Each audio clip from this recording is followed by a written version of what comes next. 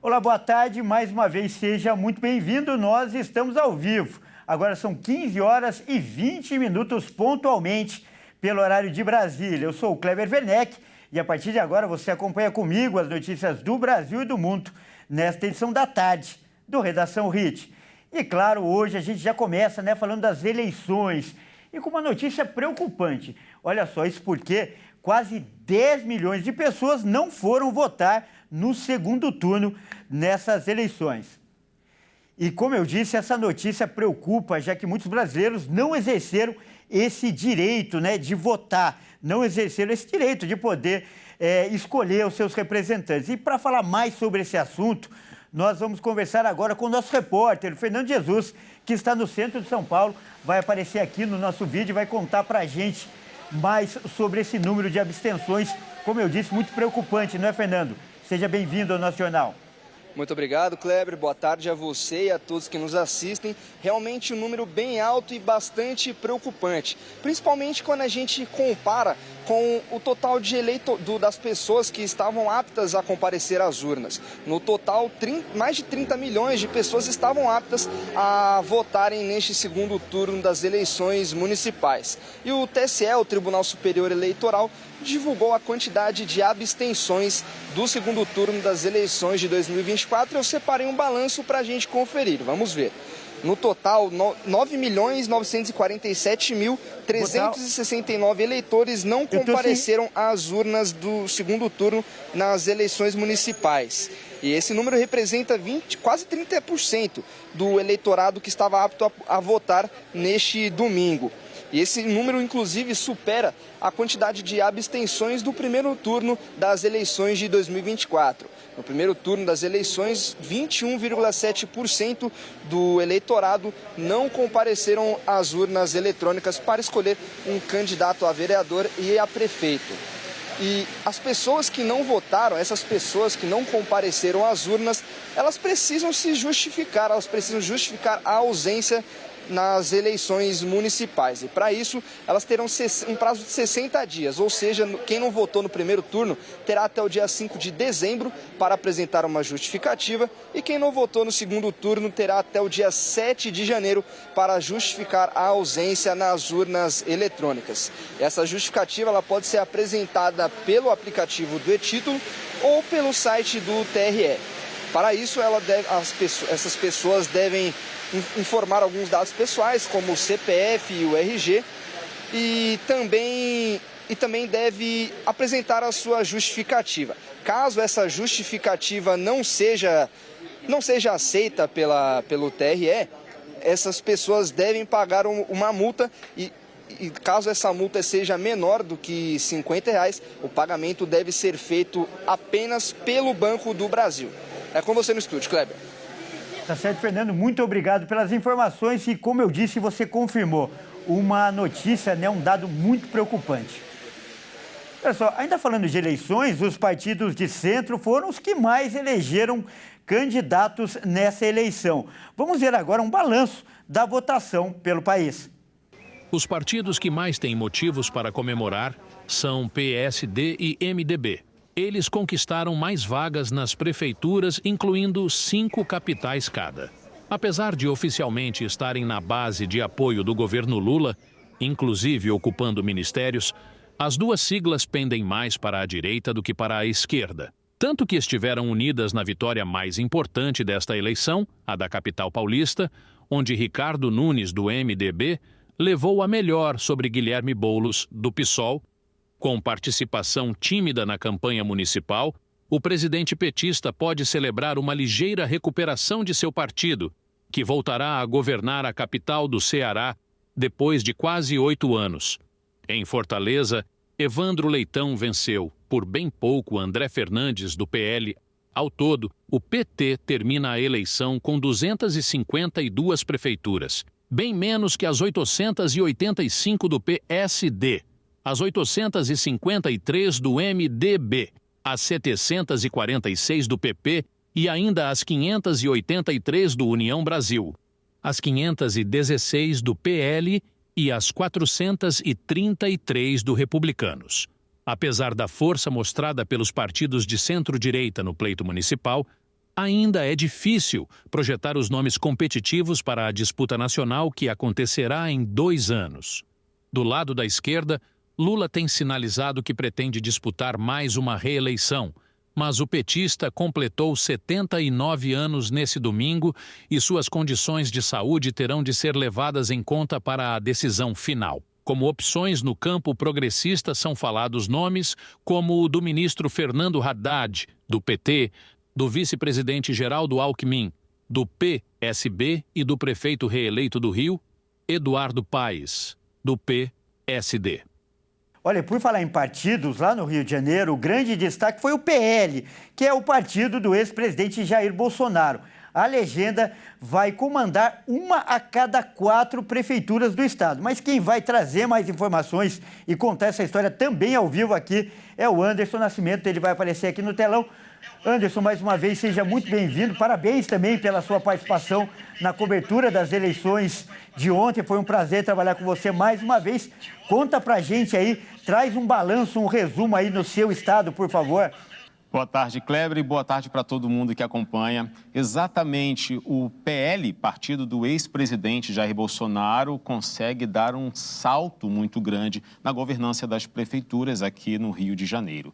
Olha, durante as eleições municipais de 2024, a gente pôde ver os apoios tanto de força direita quanto esquerda. E os resultados a gente viu nas urnas. Pela cidade do Rio de Janeiro, estado, nós tivemos duas cidades com o segundo turno nas eleições, que foi Niterói e Petrópolis. As vitórias de Rodrigo Neves e Ingo Ramés, o Rodrigo Neves do PDT e o Ingo Ramés do PP, nas cidades, respectivamente, definiram o mapa político no estado do Rio a partir de 2025. Os resultados consolidam a força da direita fluminense com o PL do ex-presidente Jair Bolsonaro e do governador Cláudio Castro à frente de mais administrações. O PSD do prefeito reeleito da capital, Eduardo Paes, é a legenda com o maior número de governados, embora tenha passado de 5 para 3 prefeituras em relação a 2020. O PL lidera o ranking com 22 cidades e foi a sigla que mais cresceu. Na Baixada Fluminense, o bolsonarismo se consolidou nesta eleição ao eleger 11 dos 13 prefeitos da região. E também entre filiados do PL e candidatos dos partidos aliados. No campo da esquerda, o PT ficou com 3 prefeituras, 2 na Baixada e 1 na região metropolitana, e o PDT com 1. Dos 19 candidatos às prefeituras no estado, Kleber, apoiados por Cláudio Castro, 14 foram eleitos, como em Angra dos Reis, na Costa Verde, Cabo Frio, na região dos Lagos, e Resende e Barra Mansa, no sul. Isso é um sinal que o presidente estadual do PL, o deputado federal Altineu Cortes, já pontua que o protagonismo do partido no Rio é atribuído a uma adesão positiva dos nomes escolhidos pela sigla para as disputas locais. Ele já projeta que os resultados vão fazer diferença daqui a 2 anos na eleição ao governo do estado. Agora, a gente já vê esses resultados, com um presságio do que pode vir em 2026, onde os apoios e as forças direita e esquerda vão tender a determinar quem será o governador do estado do Rio e quem o Rio vai eleger para presidente, sabendo que não é só uma decisão do Rio de Janeiro, mas a gente já consegue ver um pouco essa mitigação desses dados todos, só através dessa eleição municipal. É um ponto importante que a gente precisa ficar atento com o desenrolar daqui a 2 anos. Cada processo que é feito, a gente já vai vendo os sinais do que funciona, o que não funciona, para a gente já também chegar na urna em 2026, sabendo quem a gente quer. É com você, Kleber. Tá certo, Anderson. Muito obrigado aí pelas informações. E o Rio de Janeiro, assim como São Paulo, são estados muito importantes porque servem de referência para todo o país, inclusive projetando uma futura eleição para presidente. E para falar mais sobre esse assunto, nós vamos conversar agora também com um especialista. Afinal, eleição é o assunto do dia. Ontem foram 51 cidades que tiveram segundo turno e essa votação afeta, claro, a vida de todo o brasileiro. O nosso convidado para falar mais sobre isso é o cientista político, o Luiz Vitagliano. Boa tarde, Luiz Vitagliano. Seja muito bem-vindo. É um grande prazer recebê-lo aqui no nosso jornal. Boa tarde, prazer, satisfação falar com vocês. Fico à disposição e agradecido pelo convite. Bom, primeiro, então, eu quero aproveitar, a participação de um especialista como você, um conhecedor do assunto, para pedir, uma análise desses resultados aí que a gente acabou de mostrar, principalmente, o fato dos partidos de centro terem conquistado o maior número de prefeituras no país. O que explica esse fenômeno? Olha, eu acho que o fato do centro se cristalizar, nas eleições municipais, ele não foge muito à regra. Geralmente as eleições municipais elas estão muito conectadas a problemas locais. Muita gente fala que é quase que uma zeladoria. Vamos continuar então, o zelador da cidade. Tá. E nesse ponto, o fato de que o centro tenha ganhado as eleições só corrobora com a impressão de que eles têm uma conexão local muito forte, desde que a redemocratização tenha acontecido. O MDB já chegou a ter 3.000 prefeituras no país como um todo. Então, o fato do centro recuperar um pouco o espaço mostra que estamos mantendo uma lógica, mantendo uma situação segundo a qual as questões locais elas se conectam com menos força do que a população em geral supõe. A eleição local é uma eleição local e eu acho que o eleitor entende bem isso. O Anderson trouxe aí com detalhes que o PL, que é o partido do ex-presidente Jair Bolsonaro, foi o grande vencedor. Mas, por outro lado, é importante a gente ponderar isso, já que nossa cobertura é imparcial.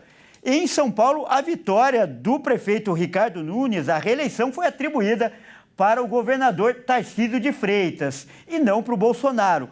No geral, eu queria que você fizesse uma avaliação. Para o bolsonarismo, como você avalia os resultados dessas eleições municipais? Essa eleição, tanto para a esquerda quanto a direita, é importante que a gente leve em consideração o seguinte: foi uma eleição muito cara. E foi uma eleição em que os recursos financeiros falaram mais alto. Muita gente com um gasto eleitoral muitíssimo alto, numa situação em que as questões locais tiveram que dividir com o orçamento, com o orçamento que os deputados enviam para as cidades e com o fundo eleitoral, essa situação. Então, é muito difícil você dizer que um personagem ou outro personagem, tanto à direita quanto à esquerda, ganham as eleições, ou se posicionou melhor no xadrez político. Na verdade, o centro se posiciona melhor no xadrez político, desta vez até com um pouco mais de espaço do que se esperava. Isso significa que o chamado centrão no Congresso vai crescer em 2026, porque a conexão das eleições municipais ela não se dá com a conexão majoritária. 2026 está em aberto do ponto de vista das eleições presidenciais e para governador. Agora, ela se conecta e muito com as eleições proporcionais, ou seja, os deputados têm na sua base os prefeitos e os vereadores locais. E nesse sentido, o que eu posso dizer que provavelmente vai acontecer na eleição de 2026 é que o centro, o chamado centro ou o chamado centrão, o centro fisiológico vai crescer e que, portanto, não importa se a esquerda ou a direita ganhe, mas as questões orçamentárias, as questões de recursos, e o quanto vai se liberar para uma cidade ou para outra em termos de orçamento, essas questões ainda vão pautar a discussão entre as forças políticas brasileiras. Você citou uma questão importante, que é a questão orçamentária, a liberação de verbas. Então, dentro desse raciocínio, eu queria saber qual é o reflexo que esses resultados podem ter para o presidente Lula, tanto eleitorais e até para a continuidade do governo. Veja que a eleição mexe pouco com o atual Congresso. O presidente Lula tem um desafio pela frente, agora, em março do ano que vem, em fevereiro já do ano que vem, que é a eleição de presidente da Câmara, que é uma eleição para ele muito complicada. E o que nós observamos é que o presidente se colocou bastante afastado, né, das eleições, com algumas participações pontuais, muito preocupado, inclusive, com a fragilidade com que a sua aliança interna e a sua aliança de governo se manifesta. São Paulo, por exemplo, ele tinha um candidato preferido, mas, obviamente, o MDB tem relações com o governo e o PSD, que estava na base do atual prefeito, também tem relações muito fortes com o governo, na medida em que, se o presidente se empenha ou participa de uma forma incisiva, ele afeta a sua base de governo. Então, obviamente, decidir por participar pouco, ou praticamente não participar das eleições municipais, foi um raciocínio, foi uma opção por manter essa base frágil, ainda coesa. Nesse sentido, o presidente pode ter sido bem sucedido, acho que foi bem sucedido, em manter essa base, em manter esse desenho, ainda que os resultados eleitorais para o partido dele e para a esquerda em geral tenham sido insatisfatórios, menores do que se esperava ou se desejava. E agora, eu vou chamar também, para participar dessa conversa, o nosso repórter, o Fernando Jesus, ele que está lá no centro de São Paulo, eu conversei com ele agora há pouco, e também vai fazer uma pergunta. Fernando, fica à vontade, por favor. Boa tarde, Luiz. Boa tarde a você de novo, Kleber. Eu acabei de mostrar o número de abstenções, ou seja, as pessoas que não foram votar no segundo turno dessas eleições. Inclusive, esse número bateu um recorde das últimas eleições municipais, quando a gente enfrentou a pandemia da Covid-19. A minha pergunta seria, qual seria o motivo dessas pessoas abrirem mão do direito de votar? Não ouvi a pergunta, você pode repetir? Professor. Qual seria o principal motivo, o principal fator das pessoas não abrirem mão do direito de votar? Você pode repetir a pergunta? Eu vou repetir, o professor está com uma pequena dificuldade para ouvir aí o áudio do Fernando, então eu vou repassar a pergunta.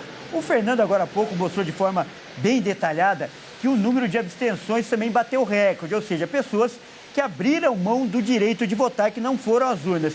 E o que estaria por trás disso? O que explicaria esse fenômeno, professor?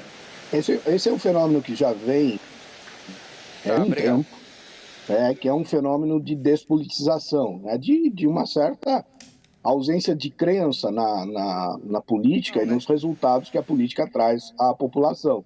E, de outro lado, a própria internet tornou a campanha política algo muito grotesco, no sentido de que as ofensas pessoais, os ataques diretos à honra, à dignidade das pessoas, cresceu muito na campanha da internet. E, nesse sentido,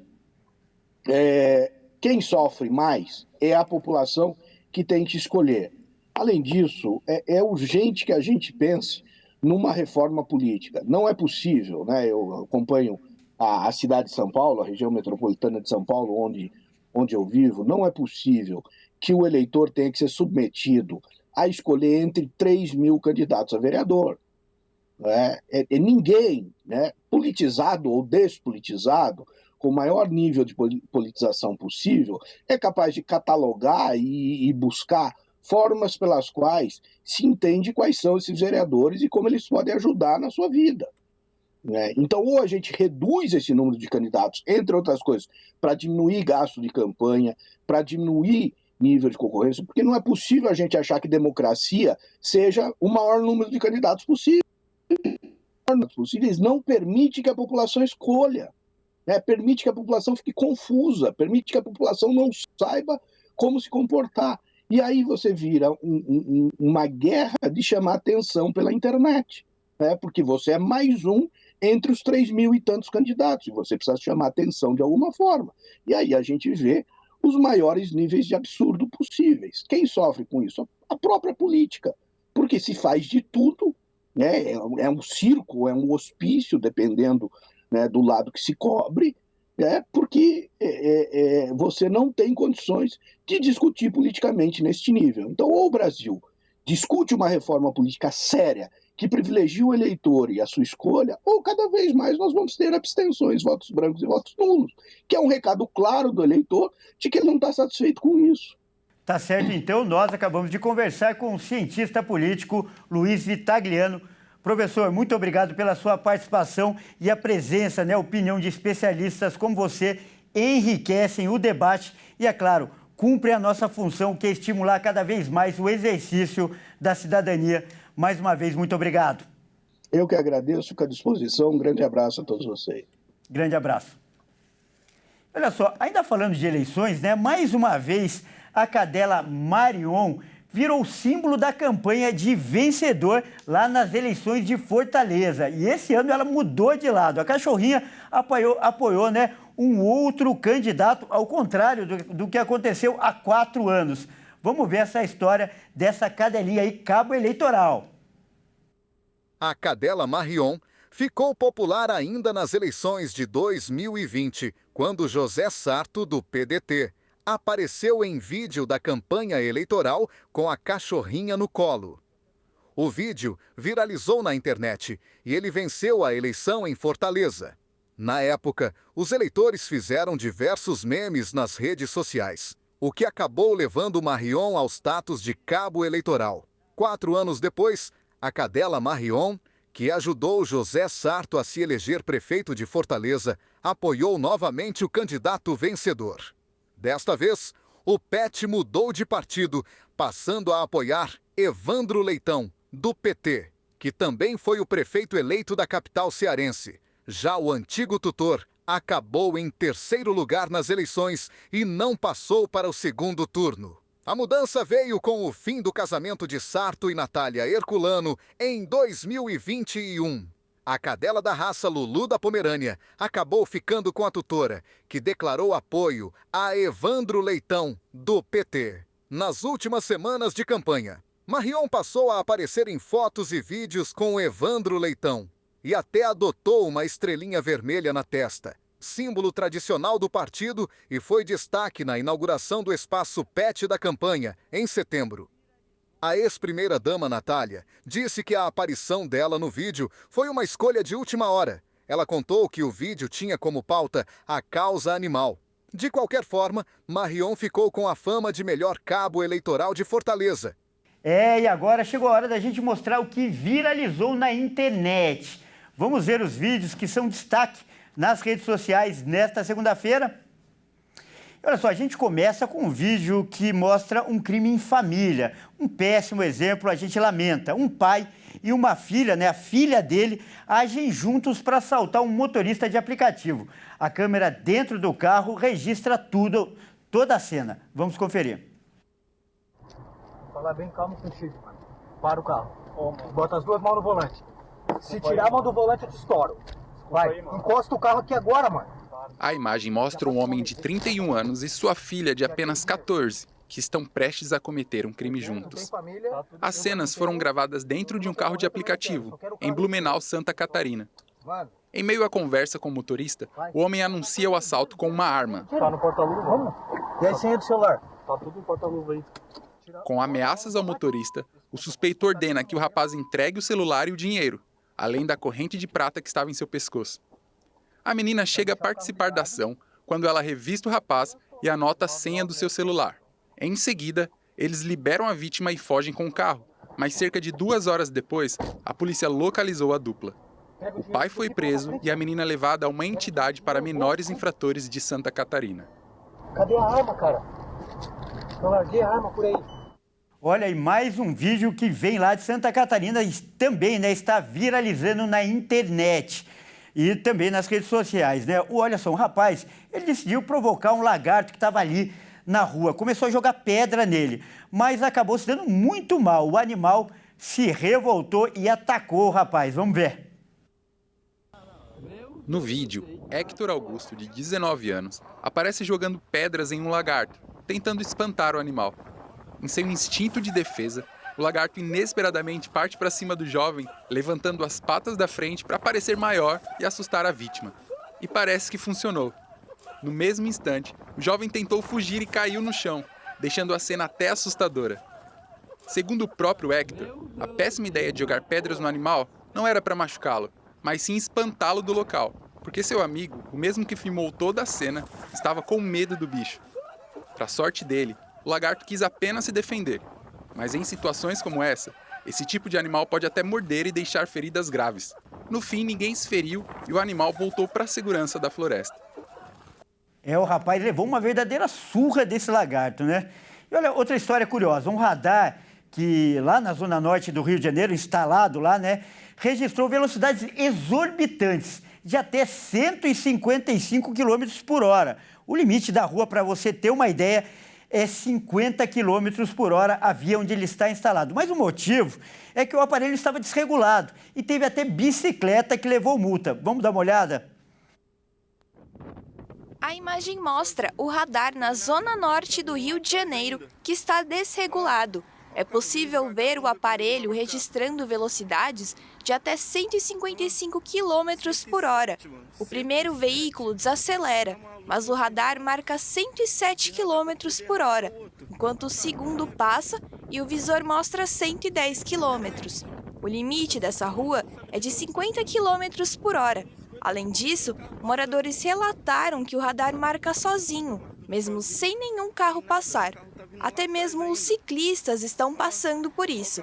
O problema é que ele está desregulado e os sensores no asfalto e nas câmeras estão descalibrados. A CT do Rio diz que já providenciou o conserto desse radar. O outro vai passar, linha 20. 110. E uma notícia triste, uma paraquedista chilena morreu neste fim de semana após um salto mal sucedido. Ela girou no ar antes de cair. O acidente aconteceu em Boituva, em São Paulo. Vamos conferir. Carolina Munoz Kennedy, de 40 anos, morreu após complicações com o paraquedas que utilizava durante o salto. O acidente aconteceu em Boituva, em São Paulo. A chilena já havia saltado diversas vezes no sábado e, em seu último salto, ocorreu uma pane no paraquedas reserva, que abriu com as linhas torcidas, dificultando a sustentabilidade do voo. Carolina rodopiou no ar, tentando fazer uma manobra de emergência, e caiu na rua Alzira Agostinho Atala, na Vila dos Ipês, por volta das 17h40. Ela chegou a ser socorrida por moradores da região, que acionaram o SAMU. Foi encaminhada ao hospital, mas não resistiu aos ferimentos.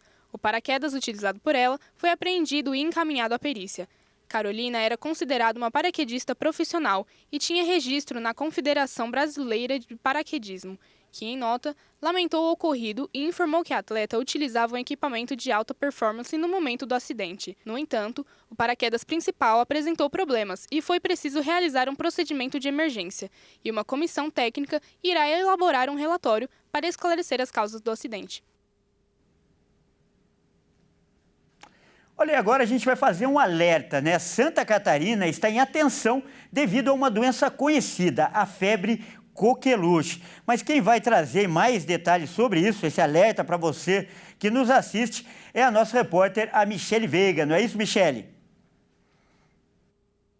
Werneck, eu volto aqui na nossa programação. Boa tarde para você, a todos que estão nos assistindo, para falar sobre uma doença que era para estar erradicada, mas que está voltando à tona em todo o cenário nacional. Em Santa Catarina não está sendo diferente, com mais de 100 casos já registrados, que é a coqueluche, Werneck, totalmente aí combatida através da vacinação. Mas, como muita gente está deixando essa história de vacinar de lado, infelizmente, a coqueluche voltou à tona. E é aquela famosa tosse comprida, sabe? Que a pessoa fica tossindo muito tempo seco, mais de 15 dias, e acaba aí trazendo outros sintomas. Para as crianças, ela até pode ser letal. Por isso eu estou do lado do secretário de saúde aqui do município de Criciúma, que já está saindo na frente fazendo ações. Já teve dia D, final de semana, mais de 300 vacinas aplicadas, porque é para chamar atenção mesmo, né, secretário? Não dá para brincar com uma doença como essa, como tantas outras que eram para estar erradicadas e estão voltando, né? Obrigado pela participação. Exatamente. A gente vem acompanhando, né, esses números de casos aumentando no estado de Santa Catarina como um todo, inclusive em outros estados também essa preocupação já existe, e a gente já aqui no município já definiu ações, né, como foi no último final de semana, que já conseguimos imunizar aí mais de 300 doses aplicadas e já estamos fazendo outras ações de forma a conscientizar a população, porque o todo é vacinação. Desde a parte da influenza, da Covid, da gripe, da poliomielite, que é a paralisia infantil, e a coqueluche não é diferente. Então, o único ato, o melhor ato e o único é o preventivo, que é aí a vacinação. Além das crianças até 4 anos, que normalmente já no calendário já engloba essa vacina, né? Tem agora o reforço para quem não tomou ou para colocar em dia. Também os adultos têm que fazer uma prevenção, né? Exatamente. Então, principalmente as nossas gestantes, né, acima da 20ª semana de gestação, profissionais de saúde, professores de educação infantil, tem que buscar as unidades de saúde, os serviços de saúde, de modo aí a procurar a vacinação para a gente combater e controlar essa doença, coqueluche específico, que é muito contagiosa. Então, tá certo. Obrigado pelas informações. Tá aí, Werneck, o recado fica para o país inteiro tentar aí colocar esse calendário vacinal em dia. As crianças estão precisando dessas imunizações para poder conviver com outras, né? Porque se eu não vacino o meu, eu passo para o do outro, enfim, é uma cadeia, né? Estão na sociedade, então todo mundo tem que ser imunizado. Então, procure sua unidade de saúde aí do seu bairro, da sua cidade, coloque a caderneta de saúde em dia, que é a melhor coisa, porque as vacinas salvam vidas, Werneck. É isso. Então, Santa Catarina está em alerta com a questão da coqueluche. Um abraço para vocês aí de São Paulo. Muito obrigado, Michele, sempre muito competente. Bom, a gente muda de assunto agora, porque agora é hora da gente falar de esportes aqui no Redação Hit. E quem traz as informações está aqui ao meu lado, o Caio Veríssimo. Boa tarde, Caio, seja muito bem-vindo.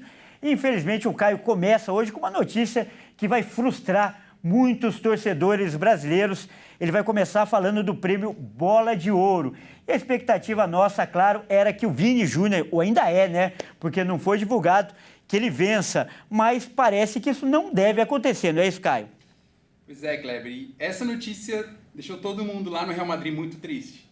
Bom, boa tarde a você, boa tarde a todos que nos assistem. Bom, o último brasileiro a vencer o prêmio de melhor do mundo foi o Kaká em 2007. E parece que não vai ser esse ano que o prêmio volta para o Brasil, viu? Vamos ver.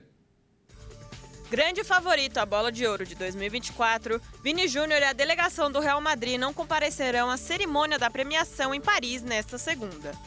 Segundo a mídia espanhola, chegou nos bastidores do Real Madrid que o brasileiro não deve ganhar o prêmio, que deverá ser entregue ao volante Rodri, do Manchester City, e campeão da última Eurocopa com a seleção espanhola. Os prêmios da revista France Football são entregues com base no desempenho dos atletas na temporada 2023-24. Vini Júnior foi o jogador mais decisivo do Real Madrid no período. Foi campeão da Supercopa da Espanha, do Campeonato Espanhol e da Champions League, com direito a gol na final. Seus principais concorrentes eram Rodri, do Manchester City, e Jude Bellingham, seu companheiro no Real Madrid. Rodri disputou 50 jogos pelo City, marcou 9 gols e deu 13 assistências, peça fundamental para o tetracampeonato na Premier League.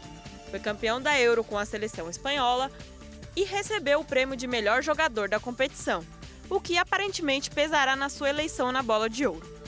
Já para o brasileiro, o peso da não eleição tem ligação direta com o fracasso da seleção brasileira na Copa América. A equipe comandada por Dorival apresentou um futebol abaixo do nível esperado e caiu nas quartas de final. Na competição, Vinícius marcou 2 gols na fase de grupos, mas não atuou na partida que marcou a eliminação por estar suspenso pelo acúmulo de cartões amarelos. Vini é o único jogador brasileiro que concorre ao prêmio de melhor jogador. Desde 2007, quando Kaká conquistou o prêmio, nenhum brasileiro recebeu a honraria. Vamos falar agora de futebol brasileiro, né? Já que o Palmeiras está perto de anunciar um novo patrocínio, um novo patrocinador, né, Caio? Mas não é só uma troca de empresas, é o fim de uma era, né, Caio? Depois de 10 anos, Kleber, de parceria entre Palmeiras e Crefisa, enfim, deve encerrar mesmo. Bom, com certa rejeição por parte da torcida, o Palmeiras deve mesmo fechar um acordo com uma casa de aposta. Vamos ver quem é. O Palmeiras está ajustando os últimos detalhes para anunciar o novo patrocinador master do clube a partir de 2025, a Sportingbet. Apesar de ainda não ter assinado o contrato, o clube entende que o acerto está muito bem encaminhado. Os valores serão de 100 milhões fixos por temporada em um contrato de 4 anos, em que também entra um pagamento de bônus, como em caso de conquista de títulos, mas esses números ainda não foram divulgados. Outras empresas estão em discussão, mas nenhuma chegou perto do valor que a Sportingbet ofereceu. A meta do uniforme completo continua em 150 milhões, já que o acordo dessa vez não tem exclusividade. Nesse ponto que entra o interesse da marca chinesa BYD, que já tem conversas em andamento com o clube. Quanto à Crefisa e à Faculdade das Américas, empresas de Leila Pereira e atuais patrocinadoras devem deixar a estampa do time após 10 anos de patrocínio, informação que a própria Leila confirmou. Atualmente, o Palmeiras recebe 81 milhões fixos do contrato, podendo chegar a 120 milhões com bônus por conquistas. Valor aplicado desde 2019 e mantido sem reajuste na renovação de 2021 para todas as áreas do uniforme. Por contrato, as empresas podem cobrir a oferta, mas a sinalização é de que as empresas não devem ficar nem com áreas menores do uniforme. Então essas foram as informações do esporte. Muito obrigado pela participação, Caio. Eu que agradeço. Grande abraço. Olha só, já que a gente estava falando de esporte, vamos então falar de qualidade de vida. Um estudo, ele mostra que um candidato, a gente falou de eleição durante todo o jornal, ele pode perder, olha só, até 2 anos de vida durante uma campanha eleitoral. Mas quem vai contar isso pra gente é o nosso repórter, novamente, Fernando Jesus. Conta essa história, Fernando. É isso mesmo, Kleber. O estudo foi feito pelo Hospital das Clínicas da USP. E de acordo com este estudo, com esta pesquisa, o desgaste de todos os candidatos é muito grande.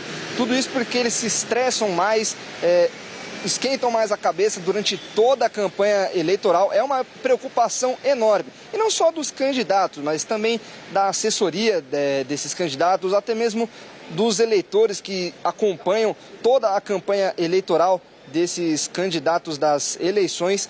Então, o estudo apura justamente isso, o estresse que é muito prejudicial à saúde de qualquer ser humano, principalmente neste caso, que é um estresse contínuo, dia após dia, durante vários meses. Então, é um fator que prejudica muito a saúde e, inclusive, todo esse estresse pode reduzir até 2 anos desses candidatos que participam da campanha eleitoral nas eleições. É com você no estúdio, Kleber.